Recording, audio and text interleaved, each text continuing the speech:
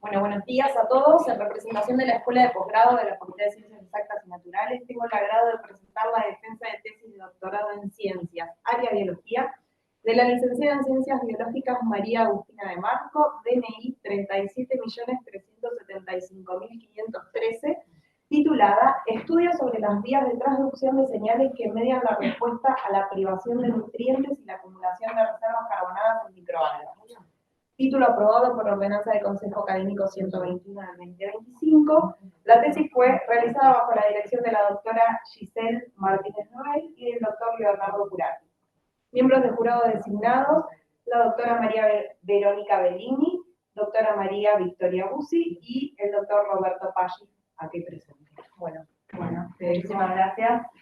Bueno, muchas gracias a todos por venir a la presentación, a la defensa de mi tesis doctoral. La misma se titula Estudios sobre las vías de transducción de señales que median la respuesta a la privación de nutrientes y a la acumulación de reservas carbonadas en microalgas. Esta tesis es para optar por el título de doctora en Ciencias, área Biología, y fue realizada en el Inbiotec bajo la dirección de Giselle Martínez Noel y de Leonardo Curati. A modo de introducción, las microalgas son un grupo muy diverso de microorganismos, principalmente eucariotas, fotosintéticos y unicelulares, que tienen una gran importancia ecológica, ya que las microalgas son base de las cadenas tróficas en ambientes acuáticos. Además, dada su alta eficiencia fotosintética, contribuyen significativamente a la fijación global del carbono y, por lo tanto, contribuyen en la relación de los ciclos biogeoquímicos, regulando el flujo del carbono, el oxígeno y otros nutrientes esenciales en los ecosistemas. Además, las microalgas tienen ciertas ventajas como modelo de estudio, ya que tienen facilidad de cultivo, tienen altas tasas de crecimiento, lo cual reduce significativamente los tiempos requeridos de estudio. Además, dentro del diverso grupo de las algas verdes se encuentran emparentadas con las plantas, por lo tanto conservan genes y rutas metabólicas claves, por lo que las convierte en una herramienta valiosa para estudiar mecanismos conservados. Por otro lado, las microalgas pueden acumular, dependiendo de la especie de microalga y de las condiciones de cultivo, biocompuestos que pueden ser utilizados con fines biotecnológicos. Esta figura representa las 25 especies de microalgas más utilizadas en la industria y en investigación, dentro de las cuales se encuentra Chlamydomonas reinhardti, que es la microalga utilizada en este trabajo. Chlamydomonas es un modelo fotosintético unicelular que es extensamente utilizado en diversas áreas de la investigación, como por ejemplo el estudio de la fotosíntesis y el metabolismo de diversos nutrientes. Entre las ventajas de Chlamydomonas como modelo de estudio se puede nombrar la posibilidad de manipulación genética, que hay una gran librería de mutantes disponibles, puede crecer en múltiples estados metabólicos y además conserva genes ortólogos de las principales vías de señalización que responden a la privación de nutrientes en las plantas. Por eso, Chlamydomonas es un modelo clave para poder estudiar los mecanismos bioquímicos y moleculares que regulan el crecimiento, la respuesta al estrés y la acumulación de reservas de carbono en organismos fotosintéticos.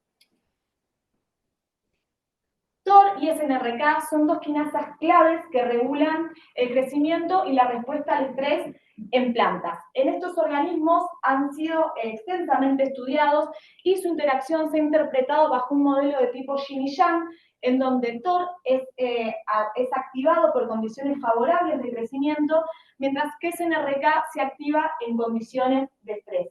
Pero recientemente se ha reportado que esta interacción no siempre es antagónica, ya que SNRK puede cumplir funciones en el crecimiento y TOR puede ser importante para la respuesta al estrés.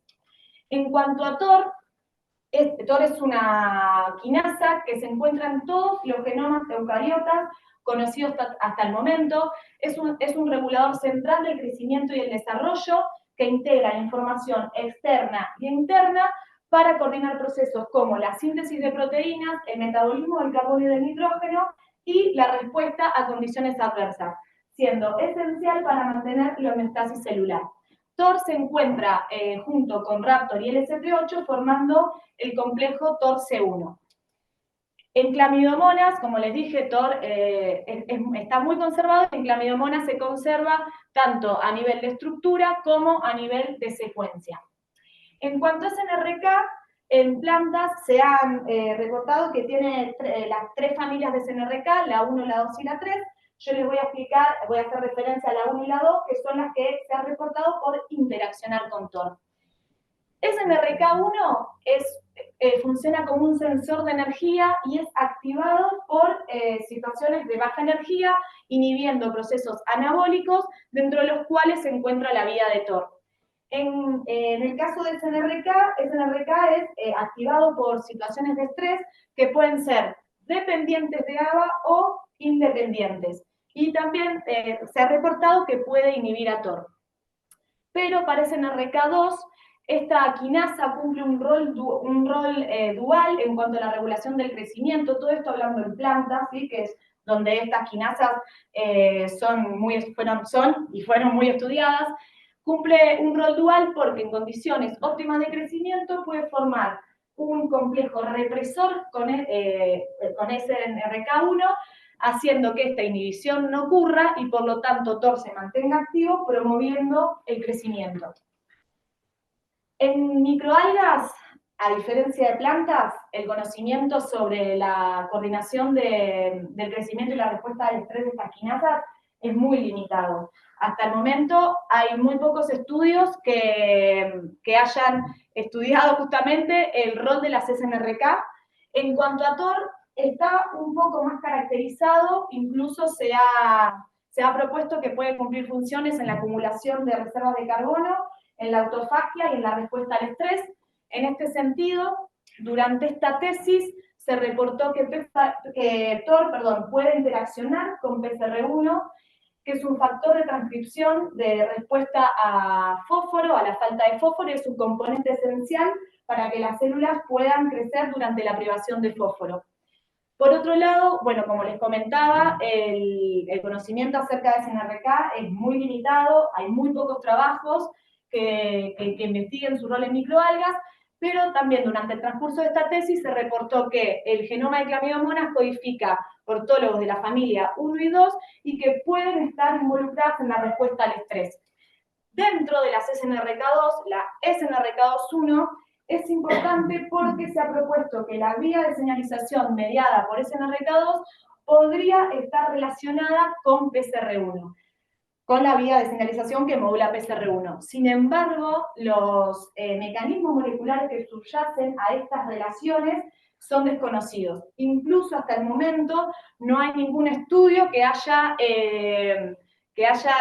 investigado la relación entre SNRK y TOR, siendo este trabajo el primero en investigar una relación funcional entre estas quinasas. En cuanto a los objetivos, nosotros planteamos un objetivo general, que es profundizar los estudios sobre la regulación del crecimiento y las respuestas preses en Clamidomonas, y planteamos 3 objetivos particulares. El primero, estudiar el rol del señalamiento de TOR en el crecimiento y la acumulación de lípidos y almidón en Clamidomonas, evaluando su respuesta a la privación de nutrientes y su interacción con el factor de transcripción PCR1. El objetivo particular 2 es investigar el impacto de las auxinas. Las auxinas son uno de los principales inductores de TOR en plantas sobre la acumulación de reservas carbonadas, biomasa y la expresión de TOR y genes claves del ciclo celular. Y el tercero es estudiar el rol del señalamiento de SNRK2-1 en la respuesta a la privación de fósforo, su interacción con TOR y PCR1 y su papel en la adaptación a estreses ambientales. Mientras dejo ahí los objetivos, tomo un cachito de agua. Bueno, en cuanto a los materiales y métodos, en esta tesis se usaron 2 cepas de Clamidomonas, la cepa CC125, que es la cepa salvaje, y una cepa mutante, que es una cepa mutante de SNRK2-1. Las microalgas se cultivaron en condiciones mixotróficas, en un medio de cultivo TAP, que es trisacetato fosfato, conteniendo cloruro de amonio como fuente de nitrógeno, En los experimentos de privación de nutrientes, lo que se hizo fue omitir el nutriente correspondiente del medio. Las microalgas se cultivaron en luz continua, agitación constante y a una temperatura de 29 grados. En cuanto a las técnicas, se utilizaron, diversas técnicas dependiendo del objetivo experimental. Se analizó el crecimiento celular, análisis morfológico y subcelular, y se usaron diferentes técnicas bioquímicas, moleculares y bioinformáticas. En cuanto a los resultados, esta tesis fue dividida en 5 capítulos para abarcar los objetivos particulares 1, 2 y 3. En cuanto, el capítulo 1 se titula Efecto de la inhibición de la quinasa TOR sobre el crecimiento y genes claves del ciclo celular en clamidomonas en la cepa salvaje C125, para abarcar el objetivo particular 1, y la hipótesis que nos planteamos es que la inhibición farmacológica de TOR altera la expresión de los genes del ciclo celular y provoca la acumulación de lípidos y almidón.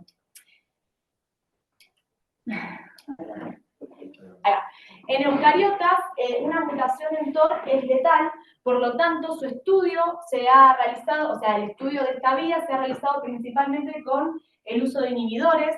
En este caso, rapamicina y AZD son 2 inhibidores de TOR que inhiben a TOR con diferentes mecanismos de acción. La rapamicina inhibe a TOR de manera indirecta, uniéndose a través de una inmunofilina que cesa, y lo que hace la rapamicina es impedir el acceso de los sustratos al dominio quinasa de TOR. Y en cuanto al AZD, el AZD es un inhibidor ATP competitivo que se une directamente al dominio quinasa de TOR, inhibiendo su actividad. Estos inhibidores se han reportado por funcionar en clamidomonas, inhibir el crecimiento de clamidomonas. Por lo tanto, nosotros como paso inicial en la puesta a punto del estudio de TOR en nuestras condiciones, hicimos ensayos con rapamicina y AZD para optimizar las condiciones de tratamiento en clamidomonas. De esta manera, crecimos a las células de clamidomonas con diferentes concentraciones de rapamicina, desde 0,1 a 5 micromolar, y evaluamos su crecimiento a las 48 horas basado en la densidad óptica. Y observamos que la rapamicina inhibe el crecimiento de clamidomonas de manera dosis dependiente, y además provoca alteraciones morfológicas evidenciadas por conglomerados celulares de 2, 4 o más células, o células de mayor tamaño. De todas las concentraciones utilizadas de rapamicina, seleccionamos la concentración 1 micromolar como una condición efectiva subletal para usar en conjunto posteriormente en otras condiciones. Pero para ello evaluamos cómo es el crecimiento de clamidomonas utilizando esta concentración, tomando diferentes puntos en el tiempo, digamos.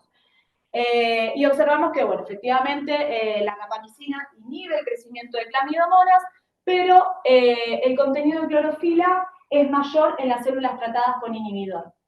Por otro lado, hicimos ensayos utilizando AZD, con una concentración de 700 nanomolar, y observamos que la AZD disminuye el crecimiento de clamidomonas, evidenciada por una disminución en la densidad óptica, en el peso seco, y similar a lo que ocurre con rapamicina, el AZD aumenta el contenido de clorofila.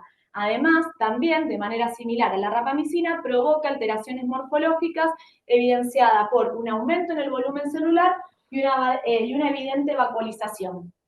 Además, nosotros estudiamos cómo afecta la inhibición de TOR por AZD en la acumulación de reservas carbonadas, y observamos que con el tratamiento de AZD, que son el rojo, parece aumentar tanto el almidón como los lípidos, esto es a las 24 horas de crecimiento. Por otro lado, esta morfología que nosotros observamos en las células con ambos inhibidores, nos daban un indicio de que los mecanismos que regulan el ciclo celular podrían estar alterados.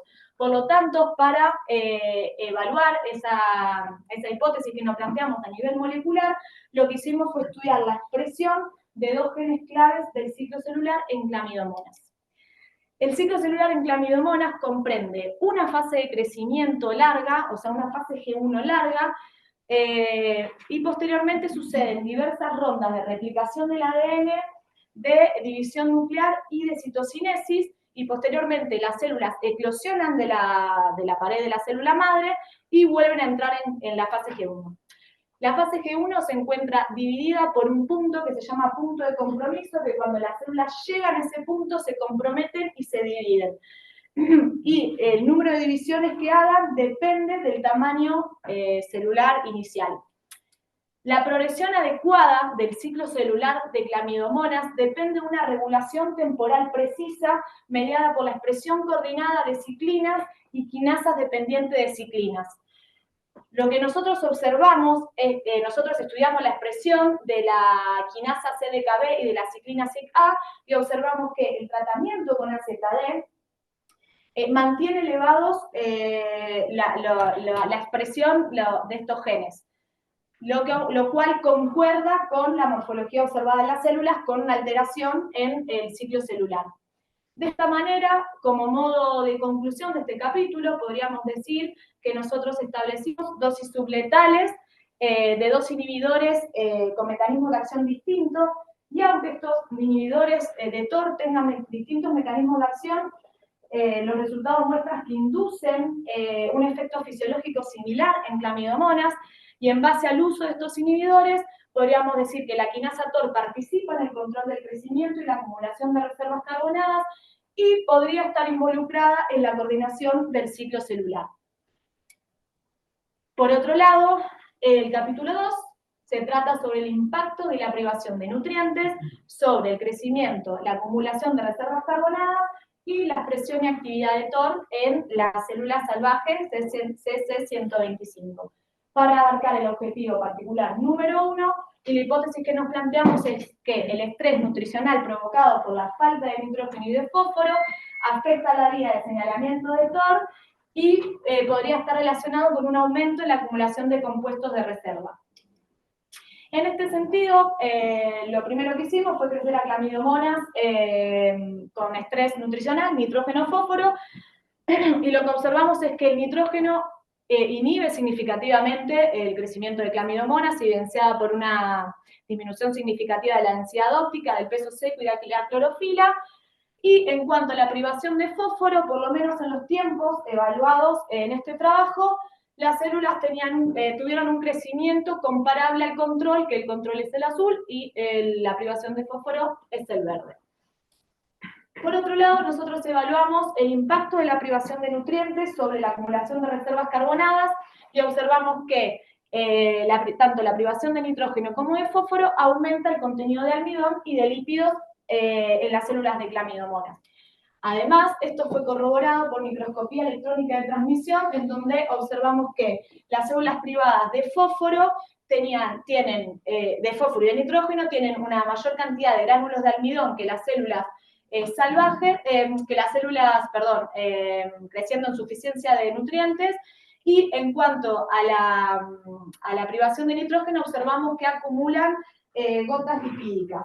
El almidón se acumula en el cloroplasto de clamidomonas, que ocupa un gran volumen celular, y las gotas lipídicas en el citoplasma.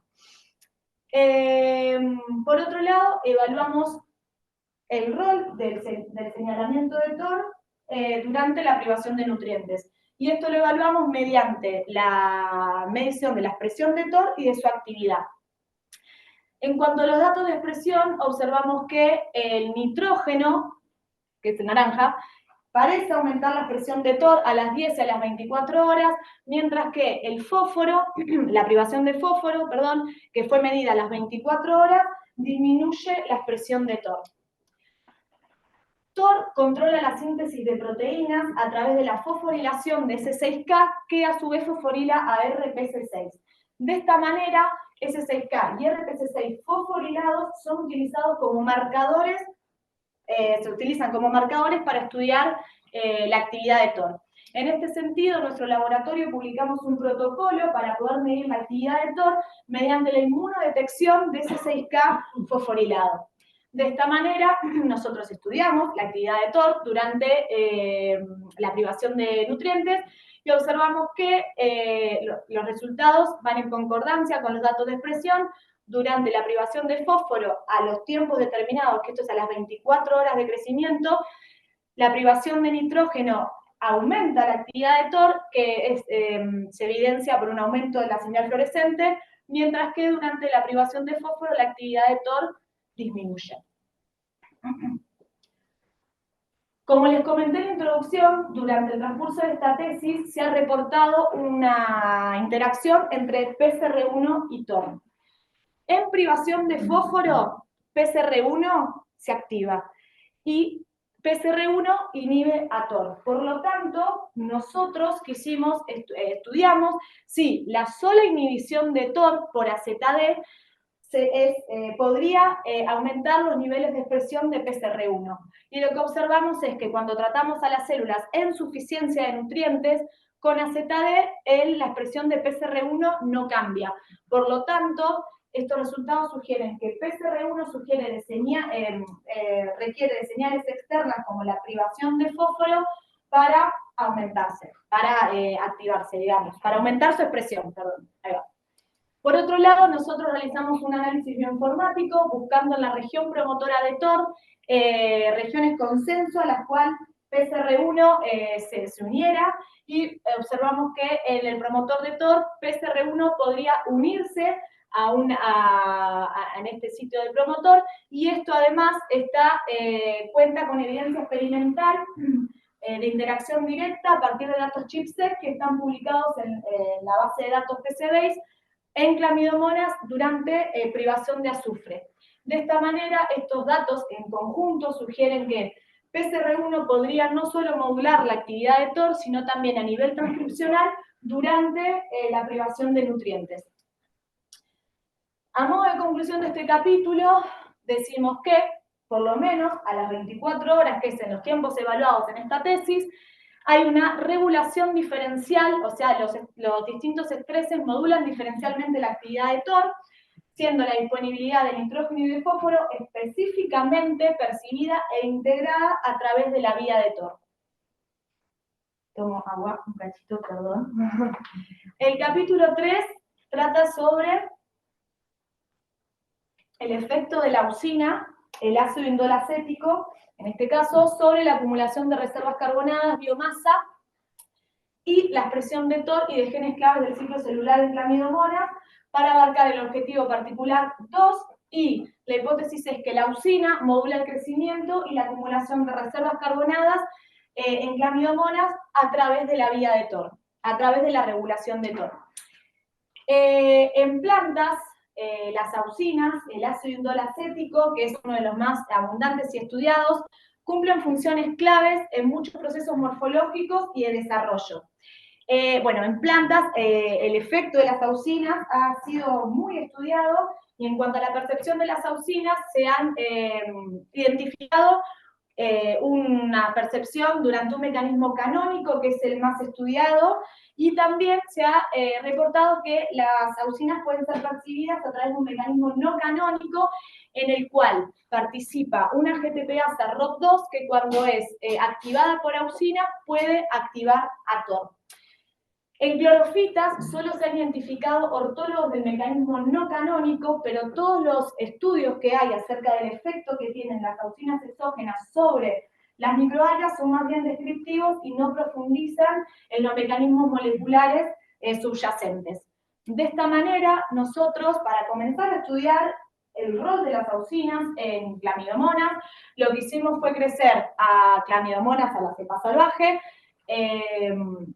con distintas concentraciones de auxinas, bajas, medias y altas, y observamos que los cultivos creciendo con bajas concentraciones de auxina, que son estos de acá, tuvieron un crecimiento comparable a las células sin suplementación de la hormona.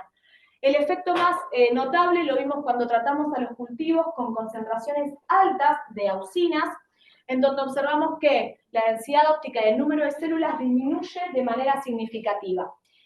De manera interesante, nosotros vimos que el peso seco en los cultivos tratados con altas concentraciones de auxina era menor hasta las 24 horas, pero a las 48 horas es comparable con las células sin la hormona. Estos resultados nos sugieren que la auxina estaría afectando principalmente la división celular más que el crecimiento celular. Además, nosotros observamos que las altas concentraciones de auxina aumentan el contenido de clorofila. De esta manera, nosotros observamos a las células, evaluamos la morfología celular con las altas concentraciones de auxina y observamos que las células presentan alteraciones morfológicas. Cuando se trata de las células con 57 micromolar, las células tienden a formar conglomerados de 2, 4 o más células, mientras que cuando son tratadas con 100 micromolar de auxina, estas células son de mayor tamaño, hasta llegando a volúmenes de casi 7 veces más que las células control. Pero observamos que este efecto de las auxinas sobre la división celular es reversible, ya que cuando inoculamos nuevamente las células a un medio sin hormona, estas reanudaron su crecimiento y llegaron a tener un volumen similar al de las células control sin hormona. Por otro lado, nosotros evaluamos el efecto de las altas concentraciones de auxinas sobre la acumulación de almidón. Y observamos que las altas concentraciones, en realidad, bueno, sí, sobre las reservas carbonadas, en este caso les muestro sobre la acumulación de almidón, y observamos que las altas concentraciones de auxina, que son esta acá en violeta, esta es 100 micromolar y esta es 57 micromolar, la amarillita, las altas concentraciones de auxina aumentan el contenido de almidón, tanto el almidón total como cuando es relativizado a la densidad óptica o al peso seco, y que esto es acompañado por un aumento en la expresión de la fosfoglucomutasa, que es una enzima clave en la biosíntesis del almidón. Bueno, este fenotipo de clamidomonas cultivada en altas concentraciones de AIA se asemeja a una inhibición de TOR, que es lo que yo les conté en el capítulo 1. Por lo tanto, para evaluar si el efecto del AIA podría ser a través de TOR, lo primero que hicimos fue crecer a las células en un cultivo con suplementación tanto de AIA, altas concentraciones, como de rapamicina 1 micromolar en la condición subletal caracterizada en el capítulo 1. Y lo que observamos es que las células creciendo tanto con altas concentraciones de AIA como con rapamicina, digamos, el efecto no fue sinérgico ni aditivo. Por lo tanto, estos resultados nos indican que las auxinas podrían estar actuando a través de TOR. Pero de manera contraria a lo que esperábamos para TOR, observamos que la expresión de TOR tiende a aumentar en las células tratadas con altas concentraciones de auxina, y en cuanto a la expresión de los genes del ciclo celular, observamos que está aumentada las auxinas, con las altas concentraciones de auxina, la expresión de CDKB y de SIC-A aumenta de manera dosis dependiente, y esto concuerda con las morfologías observadas anteriormente. Por otro lado, nosotros evaluamos el efecto del BBO, que es el ácido 4-bifenilborónico, que es un inhibidor de las enzimas yucca, que son unas enzimas claves en la biosíntesis del AIA en plantas, y se han reportado que las algas verdes tienen ortólogos de yucca. Entonces nosotros estudiamos el efecto utilizando 2 concentraciones del inhibidor y observamos que tanto la densidad óptica como la clorofila disminuye de manera dependiente de la dosis del inhibidor. Por otro lado, evaluamos si Clamidomonas podría liberar auxinas al medio de cultivo, y esto lo evaluamos de manera indirecta a través del uso de una línea reportera de auxinas de Arabidopsis, que es DR5-US, que a mayor actividad de auxina hay una mayor acumulación de tinte azul, y lo que observamos es que el cocultivo de Arabidopsis con Clamidomonas aumenta, digamos, la tinción azul, lo que nos da un indicio de una mayor actividad de auxinas. Además hay un aumento de la longitud de la raíz primaria y del número de raíces laterales. Además, nosotros medimos de manera directa por HPLC la concentración de auxinas en el medio de cultivo de Clamidomonas, y observamos que efectivamente Clamidomonas libera auxinas al medio de cultivo, y que la concentración de las auxinas aumenta cuando los cultivos son tratados con triptofano, que es uno de los precursores que es un precursor de auxinas. En este sentido, nosotros podríamos, bueno, estos resultados sugieren que Clamidomonas sintetiza y libera auxinas y que en la biosíntesis de auxinas podrían estar involucradas enzimas similares a yuca. Bueno, como conclusión de este capítulo, los resultados sugieren que las auxinas son esenciales para el crecimiento de Clamidomonas. Sin embargo, concentraciones elevadas de esta fitohormona disminuyen el crecimiento, desregulan el ciclo celular y aumentan el contenido de almidón en las células, lo que podría estar mediado por TOR. Sería interesante en estudios futuros evaluar la actividad de TOR con altas concentraciones de auxina, porque eso explicaría todas las alteraciones que nosotros vimos en las células tratadas con altas concentraciones de AIA. Bien. El próximo capítulo, capítulo 4, se titula Impacto de la mutación, se titula Impacto de la mutación en SNRK2-1 sobre la acumulación de almidón, la regulación de TOR y de PCR1 en condiciones óptimas y estrés nutricional. Para abarcar el objetivo particular 3, y la hipótesis es que la proteína SNRK2 participa en la acumulación de reservas carbonadas y en la respuesta a la privación de fósforo, modulando la vía de TOR y de PCR1. En este sentido, dada la evidencia en plantas de una interacción entre SNRK2 y TOR, nosotros evaluamos el efecto de la mutación de SNRK2-1 en Clamidomonas. Para ello, lo primero que hicimos, bueno, en verdad es para empezar a dilucidar el rol de la SNRK2 en Clamidomonas, y por eso utilizamos esta mutante, que es la naranjita de acá, es las líneas naranjas. Evaluamos el crecimiento de la mutante SNRK2-1 en un medio TAP. Y lo que observamos es que en cuanto a la densidad óptica, tienen un crecimiento comparable. A las 48 horas la mutante alcanza una mayor densidad óptica, y en cuanto al peso seco y el contenido de clorofila, observamos que si bien estos son menores hasta las 24 horas, a las 48 horas se igualan o son comparables al de las células salvajes. Por otro lado, evaluamos la morfología de las células salvajes, de las células mutantes, SNRK2-1, y lo que observamos es que la mutante tiende a formar conglomerados de 2, 4 o más células, estas alteraciones morfológicas.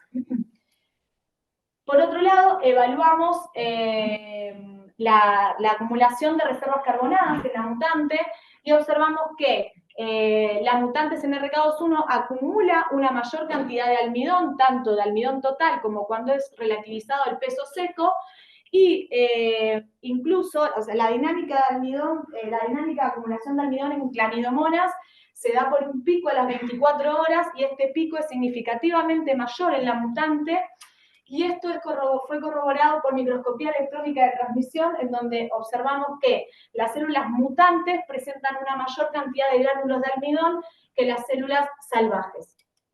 Por otro lado, en cuanto a los lípidos, observamos que no hubo diferencias en la acumulación de lípidos cuando son referenciados al peso seco entre las células salvajes y mutantes.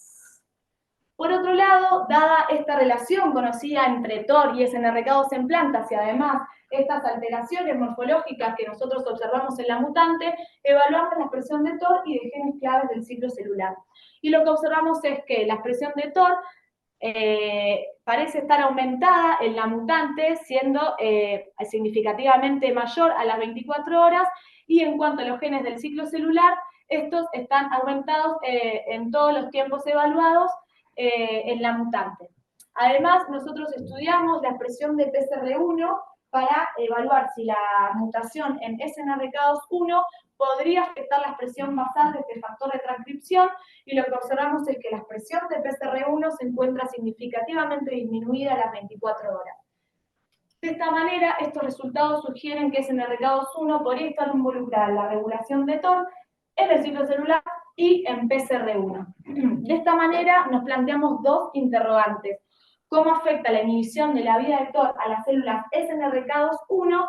Y si la mutante SNRK2-1 es capaz de crecer en menos fósforo, ya que tiene niveles basales más bajos de expresión de PCR1, y el aumento de la expresión de PCR1 es fundamental para que las células puedan responder a la privación de fósforo.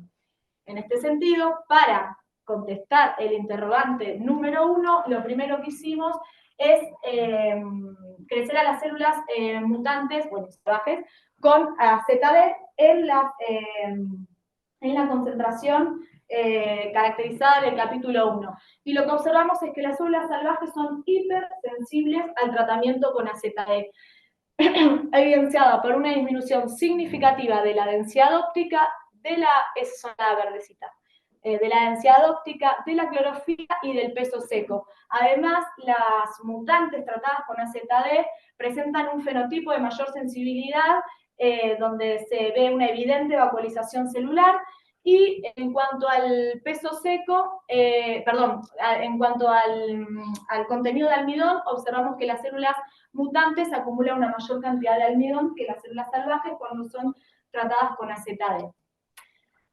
De esta manera, estos resultados nos dieron a pensar que, bueno, la señalización de TOR podría estar disminuida en esta mutante, dada esta hipersensibilidad a la AZD, el aumento de la expresión de los genes del ciclo celular, las alteraciones morfológicas. Por lo tanto, evaluamos la actividad de TOR mediante la inmunodetección de C6K. Y observamos que efectivamente la actividad de TOR está disminuida en la mutante. Además, esto se correlaciona con un aumento en la abundancia de la proteína ATG8, que es una proteína involucrada en el proceso de autofagia, que es negativamente regulada por TOR.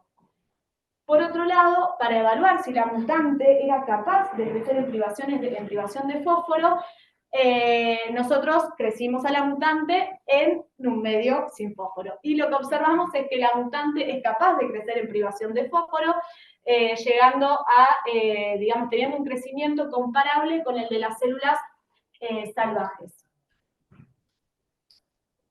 Por otro lado, evaluamos el contenido de almidón de las células SNRK2-1 mutante y observamos que las células mutantes son capaces de acumular una mayor cantidad de fósforo, una mayor cantidad de almidón durante la privación de fósforo. Y esto también fue corroborado por microscopía electrónica de transmisión, en donde se observa que las células mutantes en privación de fósforo tienen una mayor cantidad de de almidón que las células salvajes durante privación de fósforo. Posteriormente, nosotros evaluamos si la expresión de PCR1, cómo era la expresión de PCR1 en estas células mutantes que tenían desregulada su expresión basal. Y observamos que las células mutantes son capaces de aumentar la expresión de PCR1, pero de una manera desregulada, ya que mientras que en las células salvajes la expresión de PCR1 es aproximadamente de 4 veces mayor, en las células mutantes es aproximadamente de 30 veces. Estos resultados sugieren que SNRK2-1 podría inhibir a PCR1 durante la privación de fósforo. Además, para seguir investigando sobre el rol de SNRK2-1 en la privación de fósforo, nosotros estudiamos por RT-PCR la expresión de SNRK2-1, esto es en las células salvajes. Estudiamos la expresión de SNRK2-1 en privación de fósforo. Y lo que observamos es que la privación de fósforo disminuye la expresión de SNRK2-1. Y esto sugiere que PCR1 podría inhibir negativamente a SNRK2-1. Además, nosotros analizamos el promotor de SNRK2-1 y encontramos dos secuencias, dos sitios posibles de unión de PCR1 al promotor de SNRK2-1, lo cual también cuenta con evidencia de interacción directa a partir de datos ChIP-seq publicados en la base de datos PCBase. De esta manera, de este capítulo, podríamos decir que SNRK2-1 contribuye a la regulación adecuada de TOR, siendo la primera evidencia experimental que establece una conexión entre ambas quinasas en microalgas, que SNRK2-1 podría desempeñar un papel importante en el crecimiento del ciclo celular y el metabolismo del carbono, directa o indirectamente a través de TOR, que SNRK2-1 interviene en la regulación de PCR1 tanto en condiciones óptimas como de estrés nutricional y que bajo condiciones de privación de fósforo se sugiere una posible regulación negativa entre ambos factores. y que TOR, PCR1 y SNRK2-1 podrían interactuar para conformar una red regulatoria que modula el metabolismo en la respuesta a fósforo. Por otro lado, el capítulo 5,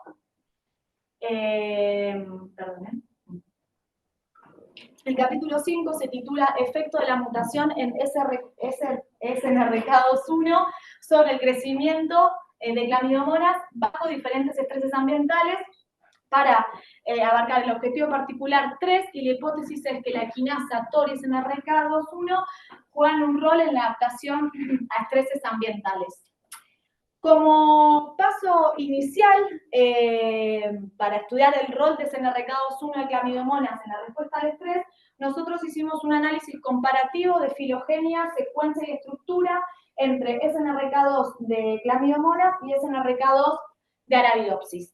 El análisis filogenético muestra que SNRK2-1 de clamidomonas se agrupa en un mismo clúster con 4 SNRK2 de Arabidopsis, siendo una de ellas la SNRK2-6, que es la más estudiada y la más caracterizada en la respuesta al estrés en Arabidopsis.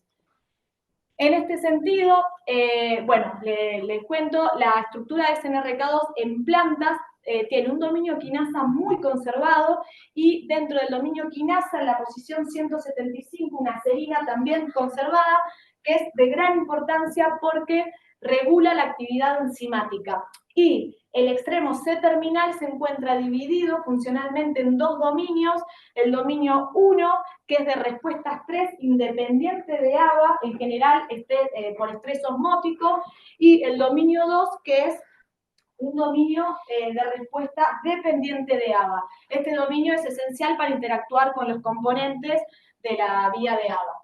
En este sentido, nosotros analizamos, comparamos las secuencias de SNRK2-1 de clamidomonas y SNRK2-6 de Arabidopsis, y observamos que en clamidomonas parece conservarse esta serina en una posición análoga a la 175 de Arabidopsis, y que una gran cantidad de aminoácidos del dominio 1 se conservan, digamos, son idénticos, y entre ellos los aminoácidos que se han reportado por ser esenciales para interaccionar el dominio 1 con el dominio quinasa. En plantas, ¿no? En cuanto al dominio 2, pareciera estar menos conservado que el dominio 1. Posteriormente, nosotros comparamos las estructuras tridimensionales de estas dos proteínas y observamos que tienen un 41% de identidad, que en la estructura, la posición de la serina análoga a la 175 parece conservarse, al igual que el dominio 1, que es este de acá. Por otro lado, evaluamos para investigar sobre el rol de SNRK2-1 en la respuesta al estrés, crecimos a las células mutantes y salvajes en estrés salino u oxidativo. Y lo que observamos es que las células mutantes, que son estas de acá, son sensibles tanto al estrés salino como oxidativo en los tiempos evaluados, mientras que las células salvajes solo fueron sensibles al estrés con cloruro de sodio, al estrés salino, pero en una menor medida que las células mutantes. Posteriormente estudiamos, observamos la morfología de estas células, y lo que vimos es que si bien las células mutantes ya forman unos conglomerados en condiciones control, estos fueron exacerbados en las dos, durante los dos estreses, mientras que en las células salvajes solo forma palmeloides en el estrés salino. Por otro lado, evaluamos el efecto de una altirradiancia sobre el crecimiento de clamidomonas salvaje y mutante. Y lo que observamos es que las células mutantes son más sensibles al estrés por altirradiancia hasta las 24 horas, pero este efecto parece ser transitorio porque luego tiene un crecimiento comparable al de la célula salvaje. Estos resultados nos indicarían que el papel de SNRK2-1 podría estar dentro de este periodo de las 24 horas. Sin embargo, hay que considerar que el aumento en la densidad celular puede causa un sombreado, lo cual atenúa la altirradiancia, y puede ser por ello que las células mutantes recuperen el crecimiento, ¿no? Hasta llegar de manera comparable a la salvaje. Incluso ambas, a las 72 horas, acumulan mayor biomasa que sus respectivos controles en luz óptima. Por otro lado, evaluamos la morfología de estas células cultivadas en la altirradiancia, y lo que observamos es que la altirradiancia induce conglomerados celulares, y que esto es más exacerbado en las células mutantes. Por otro lado, nosotros hicimos un análisis metabolómico en condiciones de altirradiancia a las 24 horas, donde la mutante crece menos, y les muestro estos resultados que son de los intermediarios de la glucólisis y la gluconogénesis. Lo que vimos es que la altirradiancia, que son estas barras de acá, en azul es la salvaje. Lo que observamos es que las células salvajes en altirradiancia tienden a aumentar los intermediarios de la glucólisis y la gluconogénesis. Sin embargo, estos ya se encontraban aumentados en la mutante, por lo que la altirradiancia no los aumentó más y se mantuvieron en niveles similares al control. Esto, estos resultados nos indican que hay una falta de ajuste metabólico de las células mutantes a la altirradiancia a este tiempo, ¿no? A las 24 horas. Como conclusión de este capítulo, podríamos decir entonces que SNRK2/1 parece ser importante para la respuesta al estrés, pero que podría participar de manera directa o indirecta a través de TOR, y que la similitud de SNRK2/1 a nivel de secuencia y estructura, junto con la evidencia experimental que destaca su rol en la respuesta a distintos tipos de estrés, sugiere que esta quinasa mantiene funciones conservadas. En cuanto a la conclusión final, nosotros planteamos un modelo hipotético del eje regulatorio TOR, SNRK2 y PCR1 en clamidomonas. Y esta figura ilustra todo lo que fuimos concluyendo en cada capítulo. Las flechas indican inducción y, bueno, las barras inhibitorias, inhibición, y aquellas que están iluminadas son los aportes de esta tesis. Y como conclusiones finales, podríamos decir que este estudio abre nuevas líneas de investigación para profundizar en la caracterización de la interacción entre TOR, SNRK2/1 y PCR1 en microalgas, y que en esta tesis se propone a clamidomonas como un modelo unicelular en organismos fotosintéticos para el estudio de TOR y SNRK, así como sus interacciones con otros factores de regulación, tanto en condiciones favorables como en condiciones de estrés, ya que dichas quinasas se encuentran conservadas en esta microalga. Ahí está. Bueno, muchas gracias por su atención y bueno, vale, gracias una carinina porque yo voy a empezar a llorar. Nada, les quería agradecer a todos los que están acá, gracias a todos por haber venido y bueno, nada, gracias a la Universidad Nacional de Mar del Plata, al Inbiotec, a FIBA, a CONICET por financiar mi beca y bueno, a todas las personas que están acá, gracias a todos.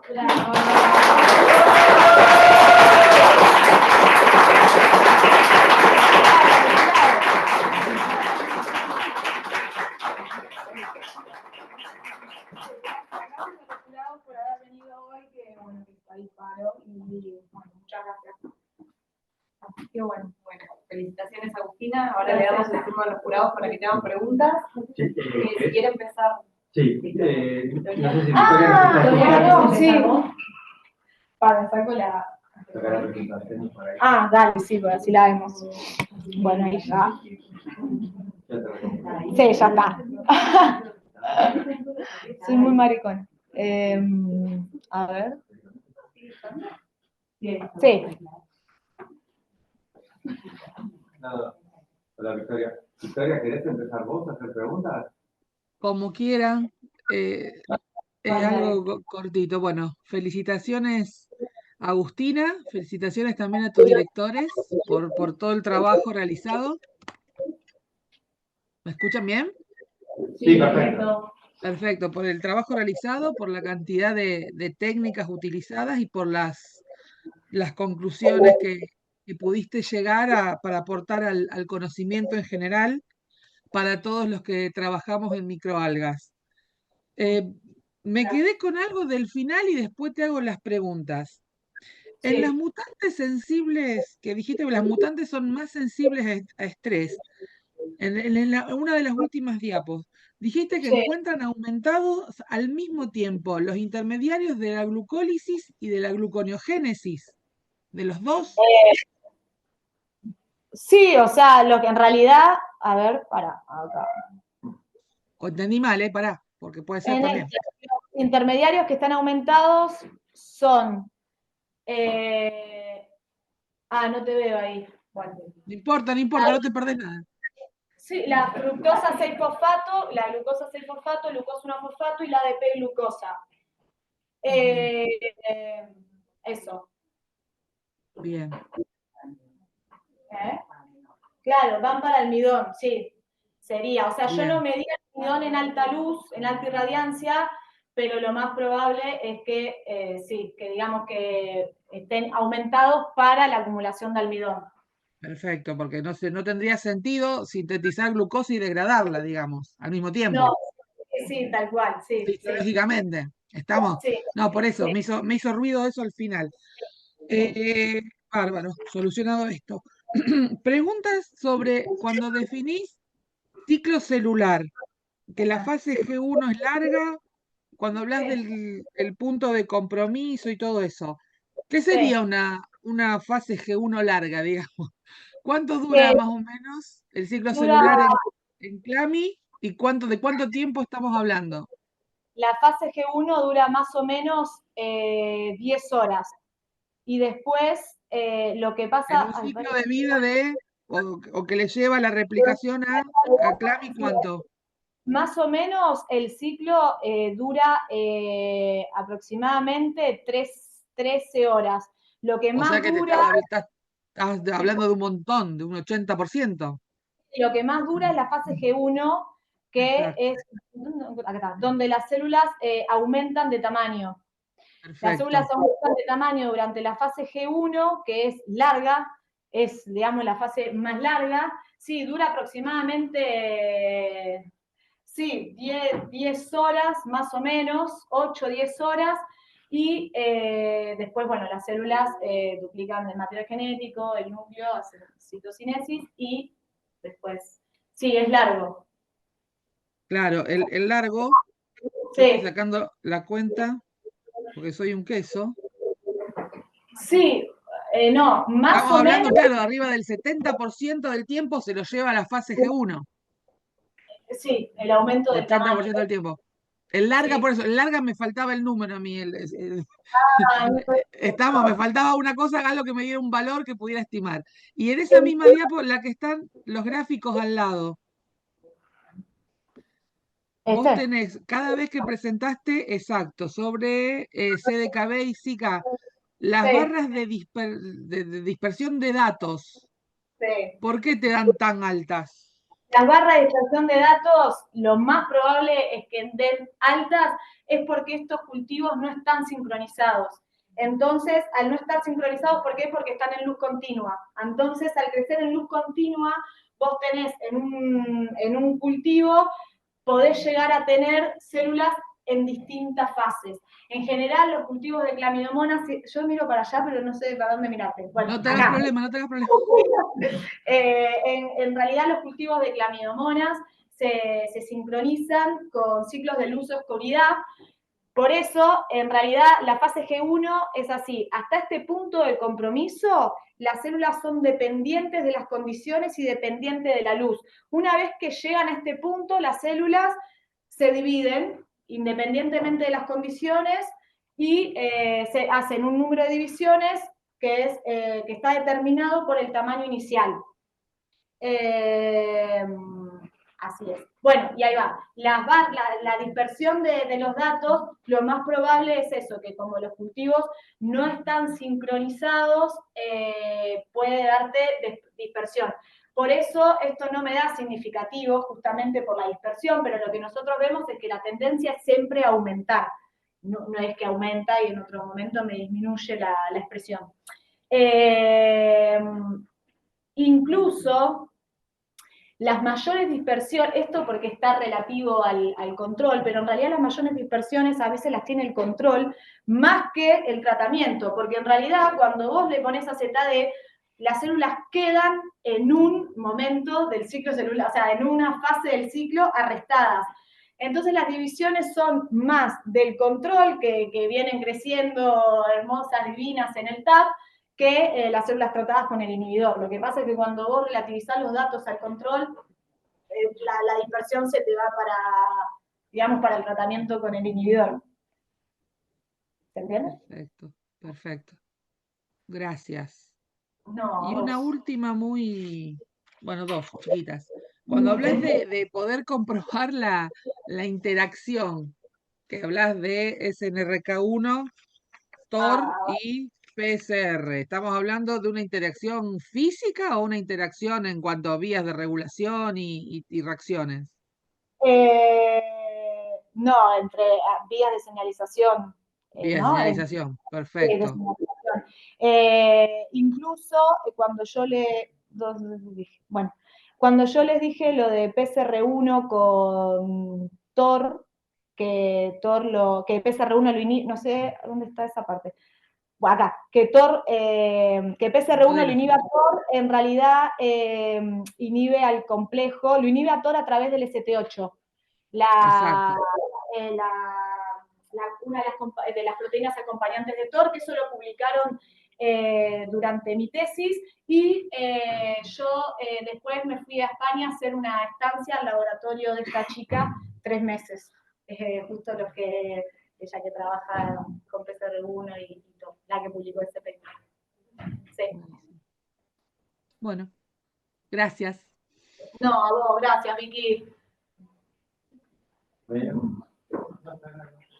Bueno, ante todo, Agus, quería felicitarte otra vez por el gigante trabajo que hiciste, especialmente a vos, pero también a tus directores y a todo el equipo de trabajo, porque las ciencias colaborativas, realmente muchos colaboraron en que esta tesis sea posible. Sí. Y no me quiero olvidar de agradecer a la Universidad Pública Gratuita y de Calidad, porque a diario nos permite poder seguir realizando actividades de formación superior. Sí. Perdón, ¿puedo decir algo? Sí, perdón, yo me largué a llorar, pero yo les quiero agradecer a mis directores muchas, porque no quiero que irme antes de agradecerles. Gracias por su enseñanza, por su apoyo, por todo, les agradezco un montonazo, y bueno, y a la universidad también, muchas gracias. Pero también quería felicitarte por la pasión en la presentación oral. Bueno, gracias. Muy linda estuvo. Eso es lo que queremos motivar, lo que esperamos motivar en todos los chicos que hacen tesis doctorales, que puedan, más allá de los errores, los aciertos o no, que puedan sentir esa pasión y esa motivación que nos supieron inspirar a nosotros. Bueno, y con respecto a la tesis específicamente, yo ya intercambié varios comentarios con vos y algunas preguntas de manera escrita. Sí. Recién me surgieron algunas cositas cortas. Una es que ustedes vieron que la inhibición de TOR aumenta los niveles de clorofila. Sí. ¿Se les ocurrió alguna vez medir si, ya que TOR regula tanto crecimiento versus autofagia, si tiene algún efecto sobre la longitud de la antena de clorofila? No, es interesante. Sería bueno, porque están todos los protocolos originales en los papers de Tassios Melis y, digamos, puede llegar a haber puede llegar a estar involucrado. Está bueno, sí, es interesante. No lo medimos nunca, no lo hicimos, pero sí, es interesante. Porque también se sabe que justamente la longitud de la antena define muchas veces la velocidad de la fotosíntesis, la velocidad con la cual se puede llegar a sintetizar las células. Después, vos decías recién que no las podías sincronizar porque las crecías en luz continua. Las podés seguir creciendo en luz continua. Lo que pasa es que lo que tenés que hacer es un protocolo de sincronización previo. Las largas muy diluidas, les haces 3 o 4 ciclos de luz-oscuridad en medio mínimo, después las pasas a TAP y ya podés laburar cuando ya tenés una biomasa un poco considerable, las podés pasar a medio TAP en luz continua y ya están bastante sincronizadas. Yo pero no hago ciclo de luz-oscuridad. En general, los experimentos siempre largamos un binóculo, de sinóculo largamos un refresco, y ese refresco, que están todas crecidas a una misma densidad óptica, es el que usamos para largar los experimentos. Pero bueno, sí, hay que Claro, ese precultivo lo puedes hacer en medio mínimo, con 3 o 4 ciclos de luz Fourier, o cuando lo pasas a tu cultivo final, lo pasas a TAP y lo continúas, y ahí ya están. Sí. Puedes llegar a tener algunos que se te desincronicen con el tiempo, pero nada que ver con la desincronización que puedes llegar a tener cuando las largas continuamente.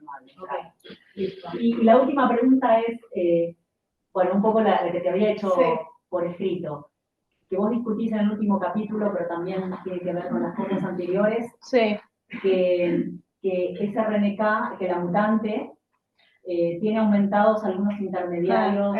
Los intermediarios, sí. De lo que se llama, viste, productos de rebalse. Sí, productos de rebalse. Se sabe que en Clammy hay un equilibrio fino entre la acumulación de productos de rebalse y el crecimiento. Y los estreses diferentes lo afectan, como vos bien me decías, de manera diferente. ¿Qué pensás sobre el rol de SRNK en esto? Sí, o sea, por lo que nosotros, los resultados que obtuvimos, SNRK2 pareciera ser importante en el flujo del carbono, en la vía biosintética del almidón. Digamos, ya es, bueno, lo que te contaba, ya que, digamos, el recambio de estos intermediarios es tal que el aumento, o sea, los tiene aumentados al igual que junto con el aumento del almidón. Entonces, SNRK2.1 en este caso podría ser importante para regular este flujo del carbono entre acumulación y crecimiento. Y en el caso del estrés por altirradiancia, lo que creo, lo que en realidad lo que sugieren los datos es que este aumento basal en estos intermediarios, y lo más probable de almidón, que no lo medí, pero lo más probable es que sí, sean como afecten a la célula, les sea perjudicial, y por eso quizás no se da este ajuste metabólico en alta luz, y al no poder reaccionar el exceso de carbono hacia estos productos de rebalse, efectivamente podría estar inhibiendo el crecimiento a las 24 horas, que es lo que nosotros vemos. Así que SNRK2.1 es importante en esto, en el flujo del carbono, específicamente en la vía biosintética del almidón, lo cual puede estar mediado por TOR o no, porque TOR está disminuido en esta mutante, y se sabe que TOR es súper importante también para regulando la acumulación o sea, el balance entre carbono y nitrógeno. Así que bueno, eso es. Gracias. Bueno, yo también te quiero felicitar. Bueno, gracias. Muy buena la cantidad de trabajo que hicieron. Bueno, felicitar también a la directora y al codirector. Sí. La escritura también estuvo muy clara y muy fácil de seguir. Bueno, gracias. Yo tengo algunas preguntas. Yo no sé tanto del sistema de los fotosintéticos, soy más microbiólogo, entonces tengo algunas preguntas por ahí de otro estilo. Sí. Con respecto a esta, hicimos un montón de intercambios, estuvimos hablando un montón, y estos verdaderamente son datos preliminares, no de metabolómica. Entonces, ¿se te ocurre alguna otra manera con que puedas tratar de medirlo? O sea, de poder comprobar verdaderamente que existen estos cambios. A través de la medición de las enzimas que regulan, están en esos pasos, eso es una de las cosas como que la podría fosfoglucomutasa, bueno, la ATG-glucosilasa, no sé si también. Sobre todo que Graciela te puede ayudar un montón en esto, y ya que no, digamos, que es difícil volver a hacerlo de metabolómica, podrías completarlo midiendo las actividades enzimáticas y ver si verdaderamente ocurre un desvío hacia una vía. Hacia una vía biológica, claro, sí. Me parece que sería una buena manera de complementar esto. Sí. Y lo otro que me hace ruido, y vuelvo a seguir, que me sigue haciendo ruido, son dos cosas. Uno, primero, son las mediciones de crecimiento. Sí, las puse en la tesis. Sí, pero entonces, como es diferente lo de, es diferente el conteo de células y es diferente el peso, ¿sí? Depende, cada cual tiene sus errores y todo, es difícil ponerlo. Entonces, En la primera filmina vos pusiste, no importa, yo te lo puedo decir, dijiste, tenías 4 métodos de medición de crecimiento y uno de ellos era clorofila. Sí. Entonces, si la clorofila la vas a usar como un patrón de crecimiento, lo que te está cambiando no es un aumento de la clorofila, sino un aumento de disminución del crecimiento. Entonces, que es claro, una de las cosas que te planteaba ella, si había cambio en la cantidad de clorofila, ahí lo que estás midiendo es, si es clorofila, la tenés que tratar de relativizar a célula y ver si hay cambio. Claro, sí. Si me estás hablando de crecimiento, ¿sí? Sí. Ahí sí me puedes decir que clorofila por mililitro y es una manera de medir crecimiento. Entonces, tengan mucho cuidado en cómo están hablando una cosa o la otra. Okay. ¿Me explico? Sí. Porque me hacía mucho ruido en un momento. Por eso yo relativicé todas las clorofilas. La primera y las otras dos después no estaban relativizadas. No estaban relativizadas todas. Pero no importa. Pero sí, es algo que lo hablamos. Pero tengan cuidado en qué es lo que quieren presentar. Sí, el que no relativicé es, me parece, el de la mutante. Porque después el de rapamicina sí, y la aumenta, la ZD sí lo aumenta, las otras concentraciones de auxina lo aumenta, y después el otro que me di clorofila es en la mutante, que no lo relativicé porque... El problema es lo que quieras decir. Sí, si lo tomas como crecimiento, está perfecto. Si lo querés relativizar, es decir, aumenta, disminuye la clorofila. Sí, lo que pasa es que a veces la clorofila es complicada tomarla como un patrón, o sea, como una cuantificación del crecimiento cuando tenés factores que te afectan a la clorofila. Entonces, a la acumulación de clorofila. Sí. Pero tengan mucho cuidado en eso y entonces cómo expresan los resultados o cómo dicen los resultados. Sí, obvio. Nosotros tratamos de incorporar la mayor cantidad de técnicas para medir el crecimiento, densidad óptica, número de células, peso seco, clorofila, porque obviamente todas tienen sus ventajas y sus desventajas. El peso seco está de buena como, digamos, parámetro para medir el crecimiento, porque, digamos, vos te independizás de todo el polimorfismo celular que hay, lo que te puede intervenir en las mediciones de la densidad óptica, en el recuento de células. Lo que tiene el peso seco es que para tener un peso seco confiable, tenés que tomar, aunque sea mínimo 10 mililitros, pero cuando ya la tenés crecida. Al tiempo cero, si no tomas más de 20 o 25 mililitros, te da mal, te da mucho error. Y los cultivos que nosotros largamos son de 50 mililitros, porque crecemos en los cerdos de 250. Entonces, el peso seco está muy bueno, pero tiene esa limitante de que necesitas mucho volumen de cultivo. Por eso no lo hago en todos los puntos y lo hacemos como en puntos específicos de la curva. Que en general, lo usamos mucho para la relativización de almidón y de lípidos. Bien. Y había una cosa que me faltaba que era un ensayo que habíamos hablado, que era el de fósforo. Sí, lo próximo que piso el laboratorio, el primero que hago, fósforo con AZD. Sí. Yo traté a las células y medí la expresión de PCR1. Nosotros hicimos un ensayo de AZD en TAP, la insuficiencia de nutrientes. Pero en realidad el ensayo que va a terminar de definir y de decir todo es menos fósforo con AZD para ver si PCR1 se induce cuando TOR está inhibido y ver si TOR está arriba o no de PCR1. Es el que vuelvo al laboratorio, cuando Conicet me dé el OK de que puedo volver, vuelvo y lo hago. Sí. Así que sí, es el próximo que vamos a hacer en el tiempo que vamos a hacer. Aparte de este experimento, ¿te quedaste con ganas de hacer algo? Sí, que tengo ganas sobre estos temas, sobre esto. Sí, me gustaría un poco más profundizar con las auxinas.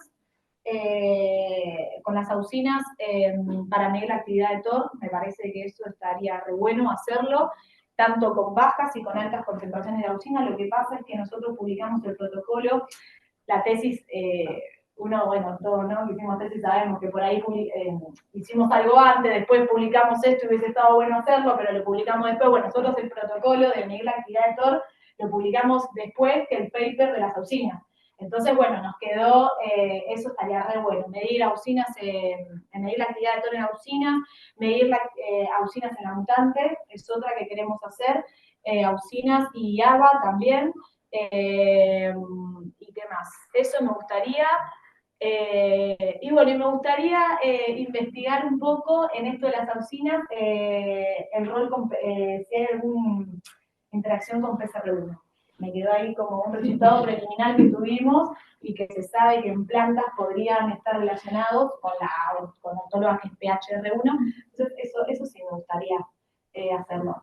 En cuanto a este tema, después mi tema de postdoc es otro. Es diferente. Eso es lo que no sabía. Sí, no, es CLAMI, pero vamos a evaluar en diferentes temperaturas, digamos, distintos aspectos bioquímicos y moleculares, con TOR y con algunas otras cositas también. Pero es en temperatura, en alta temperatura. Estaría bueno que le puedan dedicar un poquito de tiempo y terminar este tipo de cosas. Sí, es que todo lo de la mutante que mostré ya casi es un paper casi escrito. Me falta hacer alguna repetición de algún ensayito que haya por ahí quedado, que no nos deja concluir mucho por alguna dispersión o algo, y el de la ZD con menofosforo. Ese también. Ese sí, el que viene. Así que sí, eso. Bien, yo no tengo ninguna pregunta. Victoria, ¿alguna otra pregunta?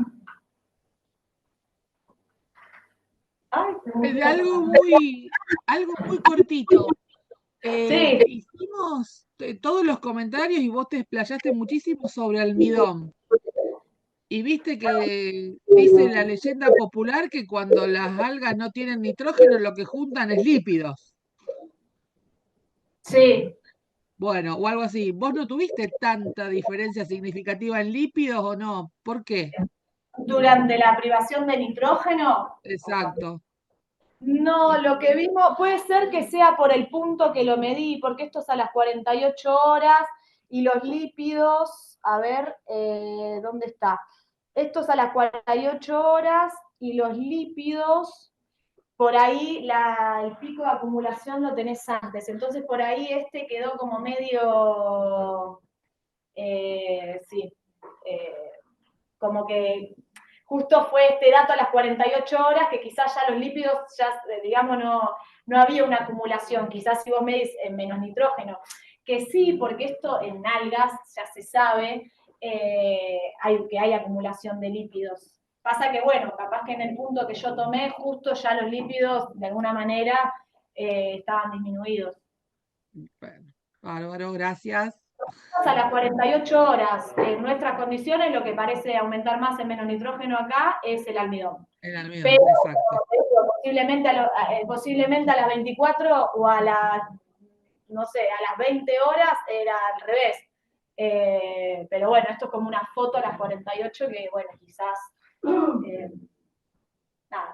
quedó muy bien representada la acumulación de lípidos en privación de nitrógeno, ¿verdad? Sí. Perfecto. Gracias. No, a vos.